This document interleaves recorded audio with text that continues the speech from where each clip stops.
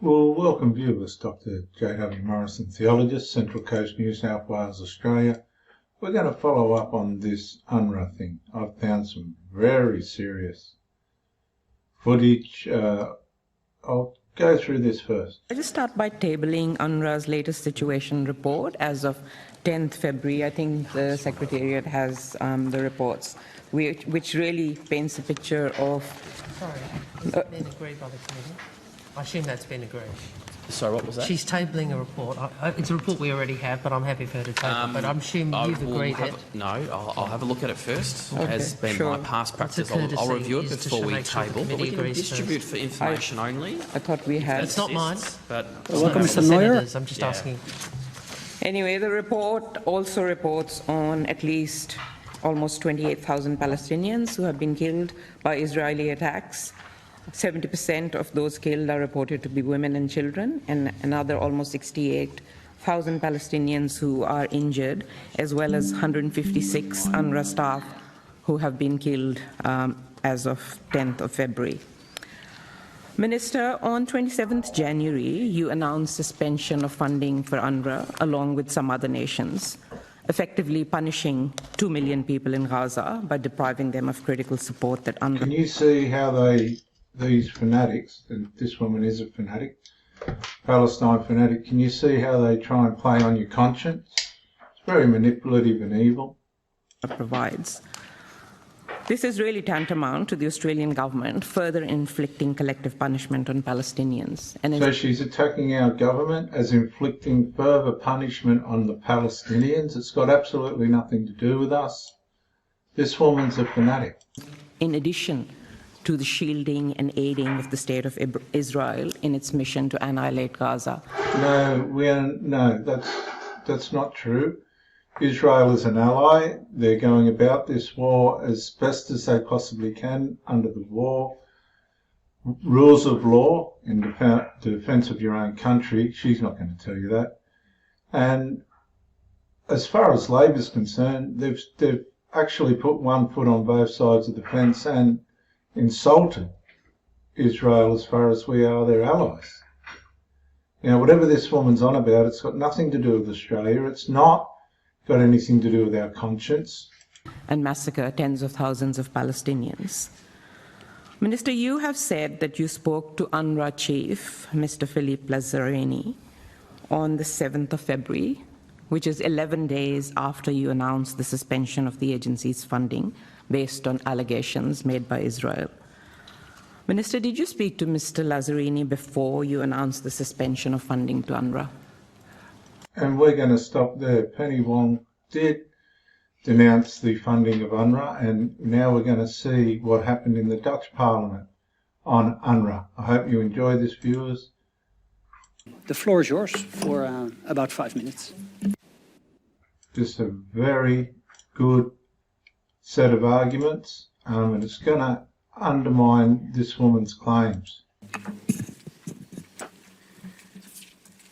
Thank you, Mr. Chairman and distinguished members of the committee. I've come here to The Hague to testify before your committee with the message that if we want to support peace and human rights for the Middle East and indeed for the world, it is time for us to find a replacement for UNRWA. If, however, we want to continue funding an agency whose raison d'etre, whose very purpose is to instill resentment, grievance, and support for war, then this country and others should support UNRWA. Sorry, one minute, Mr. Neuer. Mr. Van Baarle. Yeah, I just want to make a point of order. I think it's heinous to state that an organization and its raison d'etre is to instill hatred and war. Words of these kind have been used, so I object to those kind of words. It's in my opinion, it's not fair, it's not true, and I deem it unparliamentary. Yes, but Mr. Van Baarle, we as a committee have said that we want to have a hearing about this subject. And this committee has concluded that 3 guests will be invited, and this is one of our guests, and he will be here for the first round. And we give him 5 minutes the floor to tell his story about UNRWA and the role of UNRWA in Gaza, and then it's your turn to ask questions and ask questions and get answers. And then whatever your political opinion about this is, you can take to the debate that's going to be about this subject in Parliament. So this is actually what we're doing, is what the committee in majority wanted. So I suggest we continue and we give Mr. Neuer the 5 minutes to express his opinions, and then it's your turn to ask questions. I'm only saying what the majority of the committee wanted, so that's what we're doing here today. Okay, Mr. Neuer, please continue. Yes, I agree with the member that it is objectionable and heinous that there would be such an agency, and I invite the member and everyone else to look at the evidence and be happy to engage on the evidence, including all of the documents, some of which I'll present here, which are on our website, unwatch.org, voluminous evidence, including links to hundreds and thousands of messages by UNRWA teachers, UNRWA union leaders, and staff explaining what is UNRWA. I'm going to quote my foreign minister, the Swiss foreign minister, Ignazio Cassis, who said in 2018, he said, for a long time, UNRWA was a solution, but today it has become part of the problem. This is the Swiss foreign minister. UNRWA supplies the ammunition to continue the conflict. The Swiss foreign minister. By supporting UNRWA, we keep the conflict alive. It's a perverse logic. I agree with the Swiss foreign minister, and I'll explain why. We recently had a review. According to the UNRWA talking points, the Colonna review gave UNRWA a clean bill of health, and UNRWA has been certified as combating terrorism by an independent audit. That is the story that we hear. There was an independent audit. Let's take a look at the independent audit. We released a report several weeks ago called UNRWA's Rigged Independent Review. It's on our website, unwatch.org. And there, in great detail, we document, first of all, how and UNRWA admits this, the initiative for this independent review, so-called, was Monsieur Lazzarini himself. The head of UNRWA is the one who initiated the review, and it was orchestrated from the start to give a certain result. They picked the head of the review, Catherine Colonna, who was not neutral and objective on UNRWA. In fact, several weeks prior to her appointment, she had said, publicly posted, that UNRWA is needed more than ever. She was also foreign minister of France, which gave tens of millions to UNRWA. They were effectively a board member on the advisory commission of UNRWA, so the notion that she would be independent is absurd. But look at also the members of the review group. There were 3 Scandinavian institutes, each of which is a major defender of UNRWA. For example, one of the groups conducting the so-called independent review is a Danish group called CMI. The leading expert of CMI is Kirsti Berg. Kirsti Berg is one of the most well-known defenders of UNRWA. She writes major papers defending UNRWA.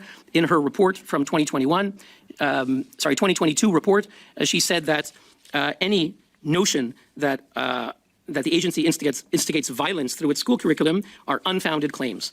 But something else we should know about Kirsti Berg, which is little known, is that Kirsti Berg, a member of CMI, one of the groups conducting the review, is part of what's called the Global Network for Palestine, the GNQP, Global Network for the Question of Palestine. That is an organization, a network, founded by Francesca Albanese, who's now the UN rapporteur in Palestine. You can go on the website called ARDD. It's all exposed on our website, unwatch.org. A global network of about 90 people, former UNRWA officials like Lex Tackenberg, the former UNRWA legal advisor, former PLO officials like Hanan Ashrawi, leading anti-Israeli academics, and their job was to lobby against Israel. Several months ago, when your country and others froze funding for UNRWA, this group had a meeting, and we know about it because they put it on their website. And at the meeting, they said, we need a strategy to convince countries to reinstate funding. And they adopted a 10-point messaging plan. It's on their website now. It's a bit hidden after we expose what I'm about to tell you. But you can find it on our website, unwatch.org. In the 10-point messaging plan, they say, and I'm going to open it up, they give a strategy for how their members, including Kirsti Berg, are supposed to lobby officials, not like you, because they don't consider you high enough. They say the highest officials of each country, we're going to distribute the names, and you have to lobby the highest officials of each country and tell them how to reinstate funding. And they say, I'm quoting now, it must be stressed to donors, that means your country, that as recent history has shown, if 6 million Palestinians are deprived of aid, they will make the perilous journey to Europe. The point being, and I'm quoting here, particularly to officials from right-wing anti-immigration governments, that support to refugees through UNRWA is much more cost-effective and politically acceptable solution. In other words, the group created by Albanese had a meeting in February, adopted the plan, drafted by Chris Gunnis, the former UNRWA spokesman, edited by Lex Tackenberg, the former UNRWA legal advisor and a chief architect of the 10-point plan, to lobby European governments to fund UNRWA and tell the right-wing governments to give them a message that anyone at UNRWA and anyone in their camp would consider racist, that if you don't give money to them, the Arabs are going to overwhelm Europe. So give money to UNRWA or all the Arabs are going to overwhelm Europe. This was the cynical message that they strategized would be their messaging plan. And Kirsti Berg is part of the network. She's also sitting on CMI as the lead UNRWA expert that's conducting the independent review. The independent review is a farce. Thank you. Then we go to... So, this is pretty serious, isn't it? the Q&A session. Mr. Ram from the PVV with your first question. Thank you, Mr. Neuer, for being here and being guest of our parliament and elaborate about the situation about UNRWA. The first point you make about Francesca Albanese, is very shocking. Maybe you can elaborate what the neutral mechanisms are from UNRWA according to the review group, and what was wrong with those mechanisms, and what is the connection with Francesca Albanese and the review group? Yeah. So first, it should be noted that Francesca Albanese herself is the UN Special Rapporteur charged with investigating, quote, Israel's violations of the bases and principles of international law. So her title is Rapporteur in Palestine on human rights in Palestine. In fact, her mandate from February 1993 is only to look at, quote, Israel's violations of international law, not to look at anybody else. Now, she worked in the legal office of UNRWA around 2012, approximately, for about 2 years, where she became friendly with Lex Tackenberg and Chris Gunnis. The three of them are, as they call themselves, old friends. Chris Gunnis is the longtime spokesman of UNRWA. When we first began to document how UNRWA teachers and school principals regularly celebrate Adolf Hitler and call for the murder of Jews, Chris Gunnis' initial response in August 2015 was, journalists, don't look at them. This is a he said, she said story. There's nothing to see here. That was his approach for many years. So Albanese is working closely with Chris Gunnis, who drafted the 10-point messaging plan, working closely with Lex Tackenberg, who's retired, the former UNRWA lawyer, former UNRWA legal counsel, and chief ethics inspector. And together they worked on the strategy to orchestrate the release of the Colonna report and everything that would happen, how countries would announce. In their 10-point plan, they also talk about how journalists who are friendly to UNRWA should help support our message. So that's the network. But you asked about the procedures. The Colonna report says that no UN agency in the world has been audited as much as UNRWA, and that there's no agency that has as many rigorous procedures and mechanisms and procedures and devices than UNRWA. It's unbelievable how many devices they have and mechanisms. Now look, Joseph Stalin, the dictator of the Soviet Union, released a constitution in the 1930s, and the Stalinist propaganda, which went around the world, was this is the most democratic constitution in the world. And it wasn't a lie. There were many things in the Stalinist constitution that were democratic. But if you knew something about what was happening in the 1930s when he was releasing the constitution, thousands, hundreds of thousands, maybe millions were being purged and murdered. UNRWA may claim that they have the most mechanisms in the world. Maybe it's true. But, today we released a report. It's on our website. It's called, I'm going to circulate it afterwards to the group, Contempt for Colonna, UNRWA leaders continue to promote terrorism, where we mention the head of the UNRWA Teachers Union, not one teacher, but he's a school principal at the Deir Yassin School. His name is Fathi al-Sharif, also pronounced Fateh al-Sharif. He is, in March, he was suspended by UNRWA. We don't know exactly why. It's not entirely clear. But he's still a teacher at UNRWA, a school principal, and head of the Teachers Union. In our report, we show that Fathi al-Sharif is actually a leading supporter and probably a member of Hamas. Our report shows, and we released our report, so his Facebook page, it's on our website, unwatch.org. You can go to the Facebook page of Mr. al-Sharif. I expect that UNRWA will delete the page within the next 24 hours, but it's still live now. We just released it. And you see that al-Sharif has attended Hamas events, rallies, funerals, always appearing next to the Hamas leadership. He praises Hamas attacks on October 7th. He said, this is the head of the UNRWA Teachers Union, said, God is the greatest. God is the greatest. This is on October 7th after the massacre. He praised Hamas leader Hassan Youssef as a firm leader, adding, we're all proud of you. He celebrated Hamas terrorist Fadi Abu Shidem with the words, our blood creates victory. And I could go on and on. Here are pictures of Fathi al-Sharif with Hamas leader in Lebanon. This is Mr. al-Sharif. This is the Hamas leader in Lebanon. Can you finish your answer, please? Because we have many other members and many other questions. Yeah. I will finish my answer by saying that the case of Fathi al-Sharif underscores the fact that the mechanisms and procedures supposedly certified by the Colonna report are a sham. Mr. al-Sharif has thousands of friends on Facebook, many of whom work at UNRWA. They know he's a supporter of Hamas. They know he's probably a member of Hamas, and they let him stay in his position for years, running the education of UNRWA that all of you and all of us are paying for.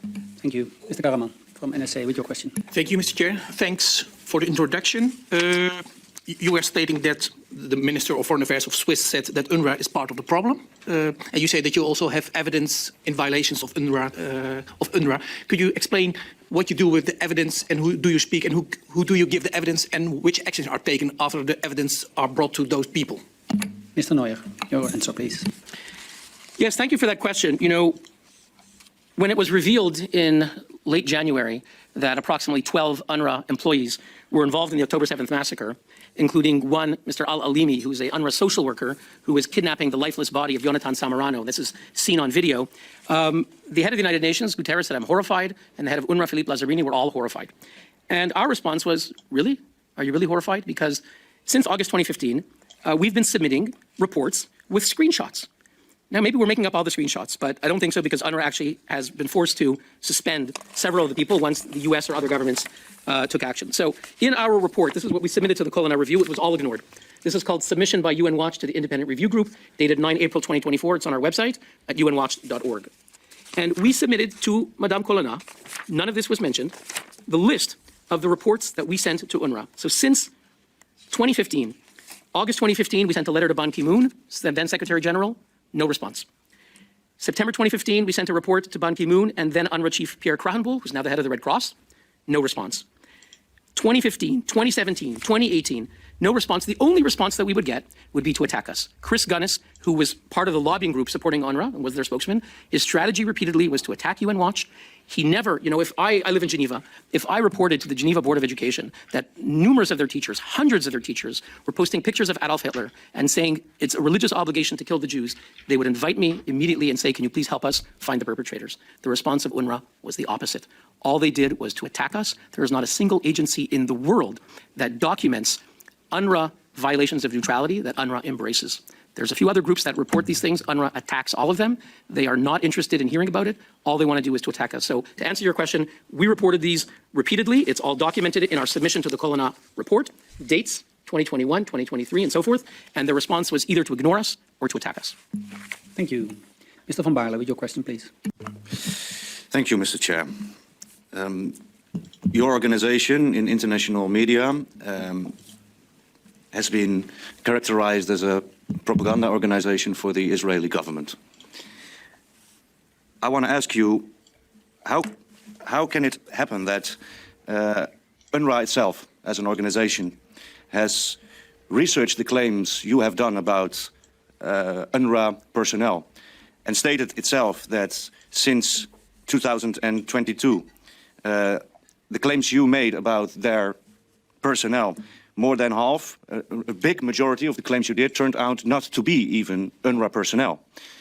And I heard you also about the Colonna research, basing your opinion on conspiracy theories, supposed intentions of people based only on the fact because they are members of certain organization or held professions in the past. This is not proof that the Colonna research must be discredited. So why have you done in the past, and we can prove it, unsubstantiated proof about UNRWA employees, and why are you basing your statements on conspiracy theories? Thank you. Mr. Neuer, 2 questions.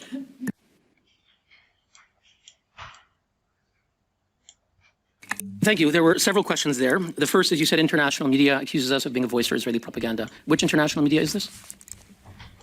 I'm sorry, I think this was a statement by Mr. Van Baarle. I think he asked 2 questions. One is about false accusations to the personnel, and the other one is about the conspiracy theories. So maybe you can focus on answering that, because we can't have a debate here. That's not, I understand. That's not the setup of this meeting. Right. Okay. Well, I'll just respond to that defamatory comment by saying it's false and defamatory. And in fact, our chairman for 20 years, Ambassador Alfred Moses, was publishing articles in Haaretz criticizing Prime Minister Netanyahu in a very sharp way. And I would recommend that the member read that and review his sources a bit more carefully. Regarding the claims, the member says that their claims were not substantiated, that more than half were not substantiated. So if that means that half were substantiated, more. Okay. Well, what I'd like to ask the member, if the member can provide one example of one claim that was not substantiated in the past 2 years. You mentioned since 2022 there were claims, because we make public screenshots. Right now we've made public the Facebook page of Fathi al-Sharif, also known as Abu Amin, the head of the Lebanon Teachers Union. If there's anything in there that's false, it's on his Facebook page. All we've done, sir, is give screenshots of UNRWA pages. Now, maybe someone's created a fake page to defame UNRWA within the refugee camps. Maybe that was the conspiracy theory put out by Chris Gunnis. But if UNRWA has refuted a claim, I would invite the member to tell us exactly what, because in my experience, I've never seen UNRWA's documentation of how they've refuted one of our claims. It's not impossible. They may. We're just checking and putting out what's out there, public information.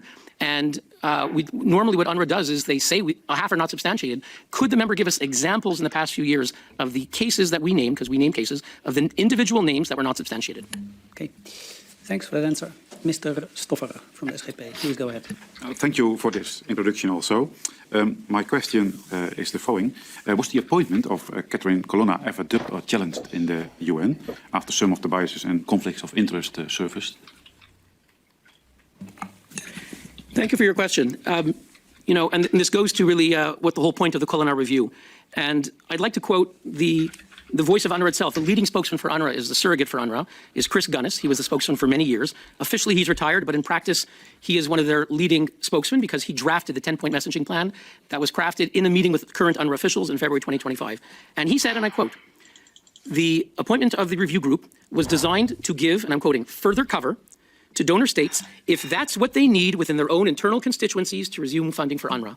And the 10-point messaging plan says the point of these reviews are a ladder for countries to climb down. In other words, not that the review is an objective, serious, independent attempt to find out widespread and pervasive support and promotion of terrorism with UNRWA, but designed to give cover to countries because we know what the conclusion is. And you know, when Madame Colonna gave her review, she said UNRWA is a lifeline, it's irreplaceable, it's indispensable.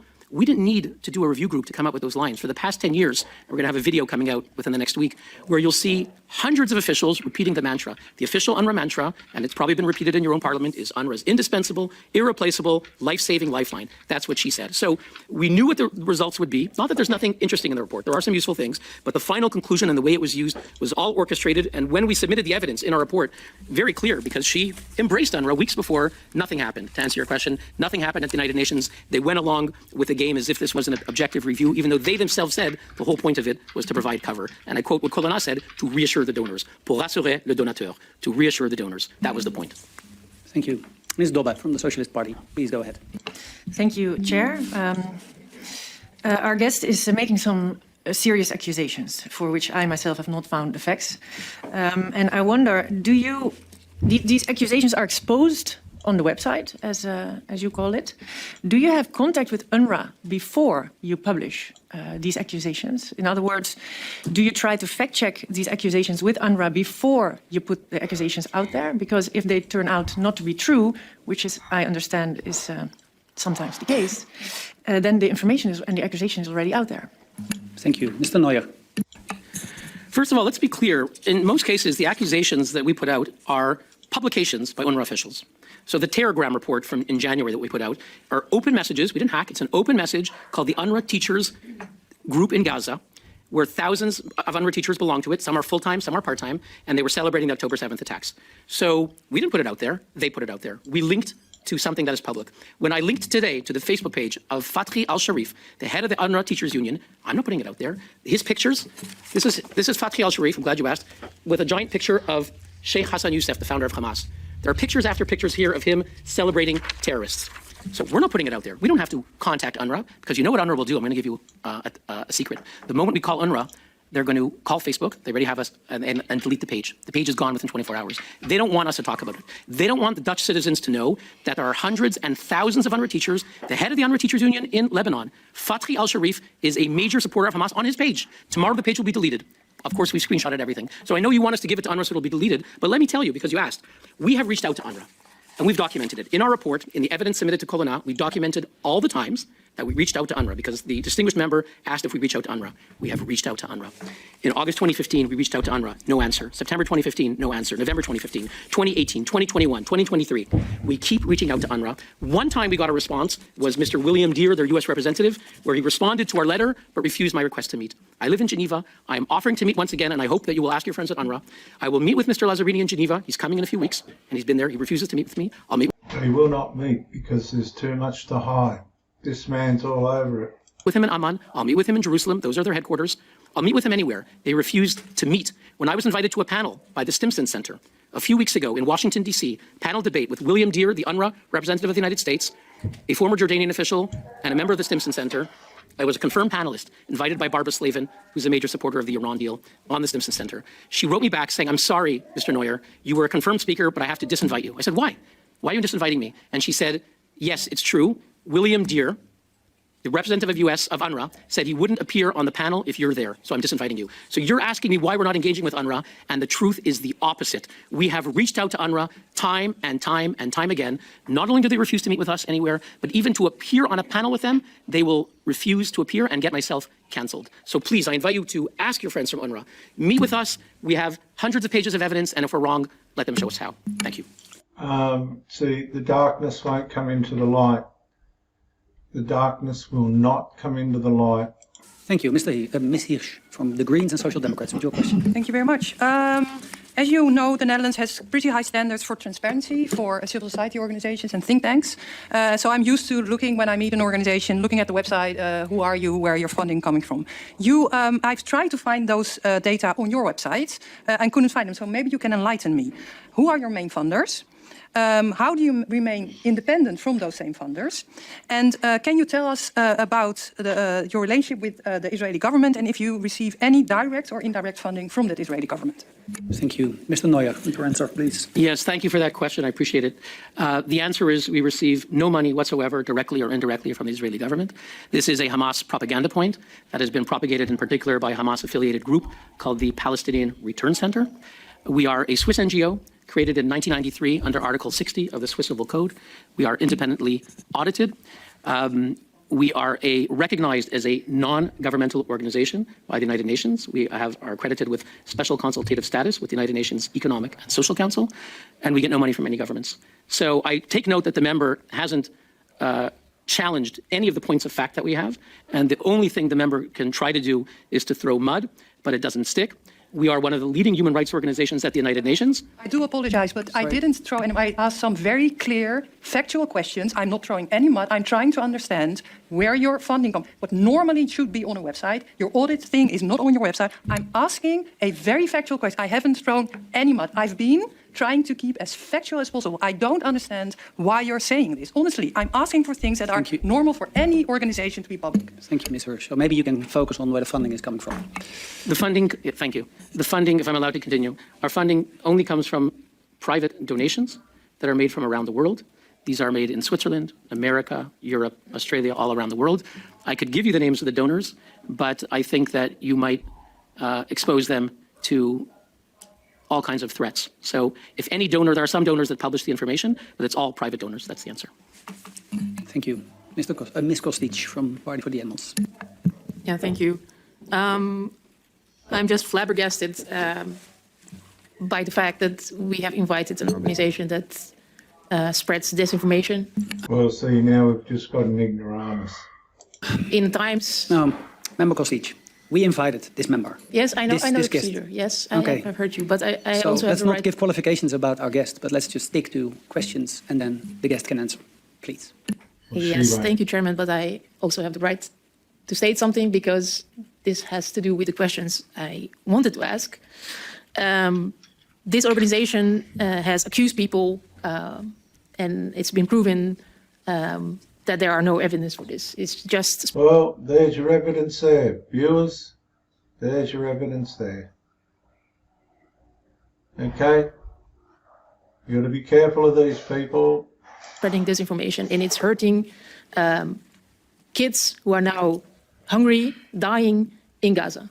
And I've seen people asking questions, and they are just getting more disinformation back. See, the problem is they're not blaming Hamas. These are the people they should be blaming. Right? And people are trying to uncover all this, and you've got these fools that are completely, just deliberately, willfully ignorant. They know, but they're willfully ignorant. They are even being accused by this member. So I'm not going to ask any questions because of these reasons. I'm just going to get more disinformation back. So it's just a disgrace. I think she's a disgrace. Thank you, Member Kostic. Well, we don't really have time for a full second round. So are there members with pressing questions? Mr. Ram, please go ahead. Yeah, thank you. And in my experience, I checked the website. I saw the facts on the website of UNRWA. So I don't agree with the statements that are made by my colleague. I have so he's just disagreed with that woman. Questions about the strikes that what happened when one of the head of UNRWA Gaza union was suspended. Of course, Fatih Al-Sharif, you already mentioned, and also the colleague Raid Naim, who was also suspended by encouraging terrorism. Can you do a short question and then a short answer? Okay, so we can see that the UNRWA organisation has had to suspend terrorists within it before. And we try to do a few questions. Well, not a full round, but... Can you give a scope of the support they got when they were suspended? Mr. Neuer. Mr. Neuer, with a short answer, please. Thank you. When Fathi al-Sharif, who is a major Hamas supporter, as revealed on his Facebook page, which the whole world is looking at right now, when he was suspended, but not fired, he's not been fired, he mobilized thousands, approximately 2,000 at least, UNRWA teachers who went on strike for several months. Mr. Lazzarini had to fly to Lebanon 2 weeks ago to end the strike. And according to the Palestinian Refugees Portal, which is a website funded by UNRWA-linked groups. Just quickly, what you've got to understand is these people are right throughout the educational systems of the world, universities and all the rest of it. That's why you see these Palestinian people protesting against Israel getting away with it, because a lot of these people are leaders within the unis. They reported that Lazzarini got the strike to end by meeting with the Alliance of Palestinian Forces, that includes Hamas, the Jihad, PFLP, GC, Ansar Allah, that's the Houthis, that he met with this group. They agreed to stop the strike because he agreed to end the suspension of Fathi al-Sharif. That was reported on their website. So the answer is, in Lebanon, for the past few months, 40,000 students were removed from school at various points because of the strike. But you mentioned also in Gaza, in 2011, the head of the Union of Teachers, Su'ail al-Hindi, I'll be 30 seconds, Su'ail al-Hindi, the head of the Teachers Union in Gaza, when he was suspended, not fired, suspended, 8,000 UNRWA teachers went on strike in Gaza for him. UNRWA reinstated him. Today, he's on the Politburo of Hamas, openly supporting the October 7th attacks, sitting on the Hamas Politburo with Yahya Sinwar. Thank you. So these people are right throughout the universities and all the rest of it. You should see this lady's X page. She makes out she's sticking up for uni students and that. I don't know whether she is or not, but there just seems to be these connections. Are there any other members who want to ask a second question? I've got a right as a taxpayer to ask these questions. Yeah, just a follow-up question. The quote was from The Guardian, and the quote was that UN Watch is an organization whose main purpose is to attack the United Nations for alleged bias against Israel, to react to the question you stated. But the question about your methodology and your strategy, because in the past you stated on your website that thousands of UNRWA teachers celebrated terrorism, and those claims were researched by UNRWA. The people could not be verified as... No, that's not true. That is not true. It is verified. UNRWA employees, the people you put forward in your report. So from thousands of people, you narrowed your allegations to 30 people, and eventually from those 30 people, UNRWA states that only 2 have been proved to be UNRWA employees. And I'm not talking about the allegations you made, but the great majority of the allegations you made have been proven not even to be UNRWA employees or impossible to identify. So what does that say about your methodology if you put forward unsubstantiated claims of people being UNRWA employees when they are not? Thank you, Mr. Van Baarle. Mr. Neuer, with your last answer, I think, and then we're going to go to the second round. I will take note that I asked the member earlier if he could name one instance of one of the supporters of terrorism among UNRWA teachers and principals that we cited, which UNRWA provided evidence that is not promoting terrorism. And I take note that the member failed to provide a single name, and I will explain to the honourable member that none of us is able to judge UNRWA's conclusion. You are taking UNRWA's conclusion as fact. All we do is we name individuals. Today we've named Fathi al-Sharif. I named also Su'ail al-Hindi, member of the Hamas Politburo with Yahya Sinwar. We named Elham al-Mansour, her Facebook page, where she says, by Allah, kill all the Jews. So I'm asking if a member can cite to an UNRWA document that responds to a particular named individual, and we've named hundreds of people on our website, if it's a abstract response that we checked, we didn't find anything. Maybe UNRWA is saying the person, promoted terrorism yesterday and today they don't work for UNRWA, or they work for UNRWA now. So, it's impossible to answer a abstract claim without a particular individual being named. Thank you. And this concludes our first round of this hearing. So welcome, Mr. Neuer. Well, I tell you what, that brings us back to this. Well, first, I'm going to take issue with the very inflammatory language you've just used. And I want to place on record my deep concern at the way in which some in this debate, I include some members of the Coalition and some members of the Greens, are seeking to engage in what is a very difficult discussion in ways which are inflammatory, relying on often untruths Is it untrue that almost 30,000 people Palestinians have been killed? Senator I listened to you Senator politely. We know the I rules. listened to you with courtesy. Please let Senator. the minister finish. I listened to you with courtesy. I'd ask you that you extend the same to me. The fact is that there is a humanitarian catastrophe in Gaza.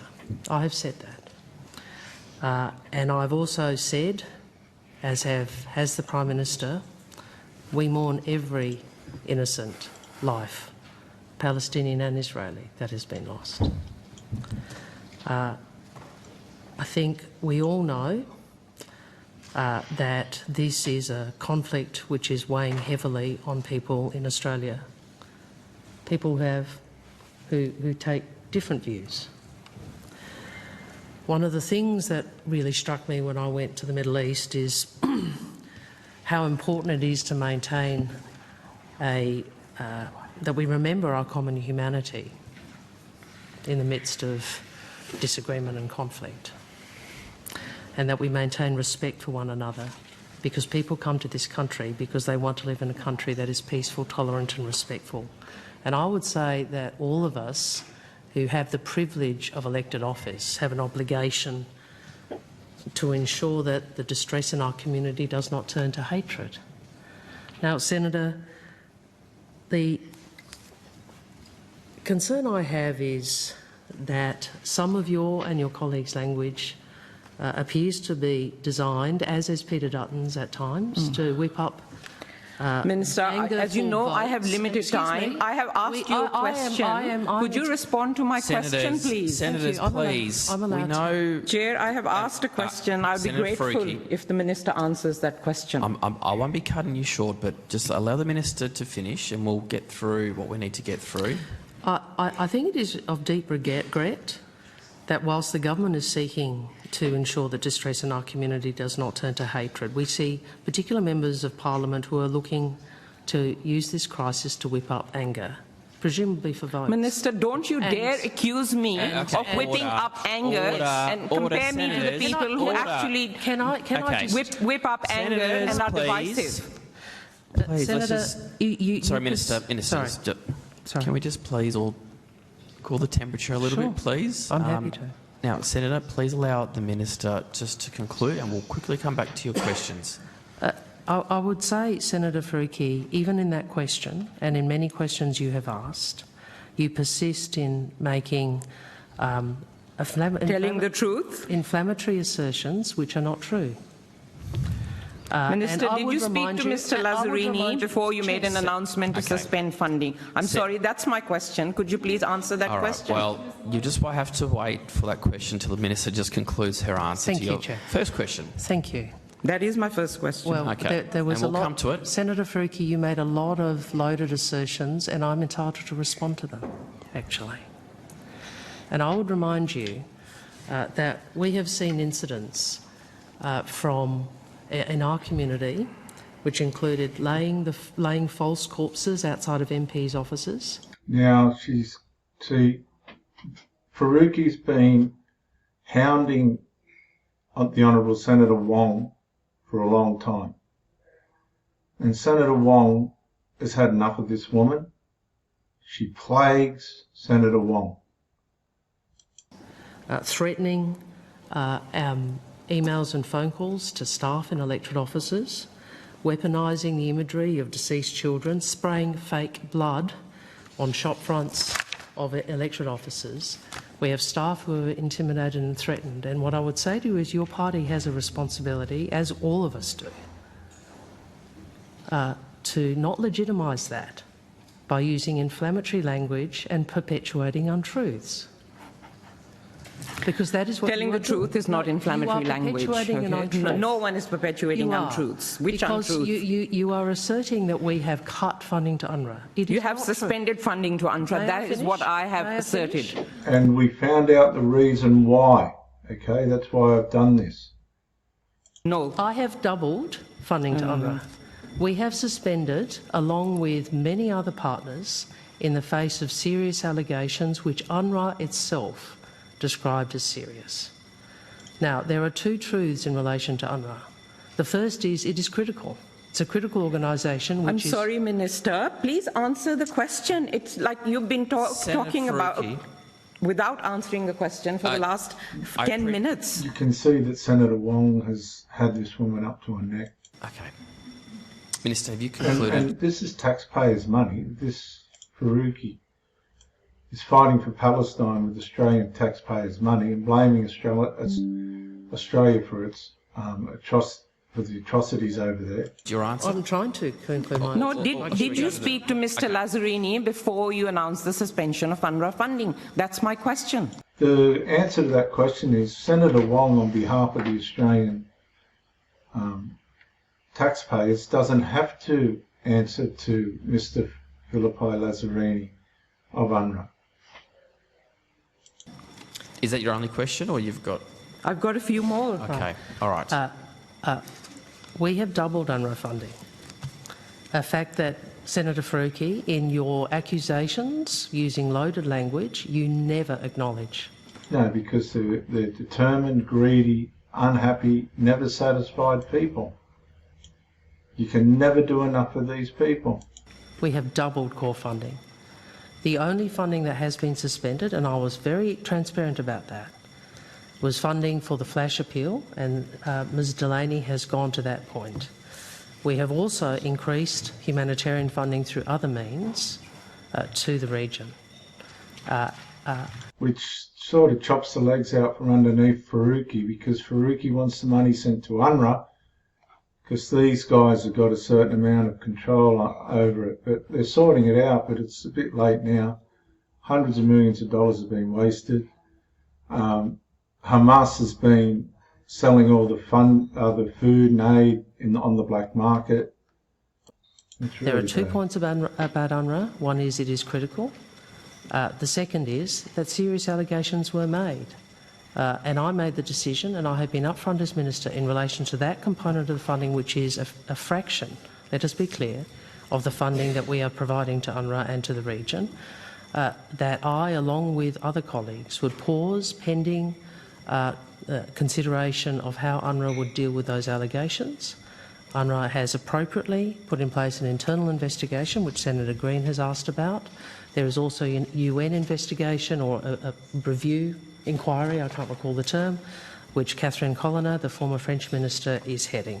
And we look forward to international partners, including Australia, being able to have the confidence to enable further funding to flow to an organisation which I do regard as critical for the well-being and welfare of Palestinians.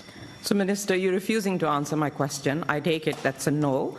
You're refusing to answer my question and trying to divert attention by making false accusations about the Greens and I. This lady's out of control, and we're taxpayers, we're paying for it.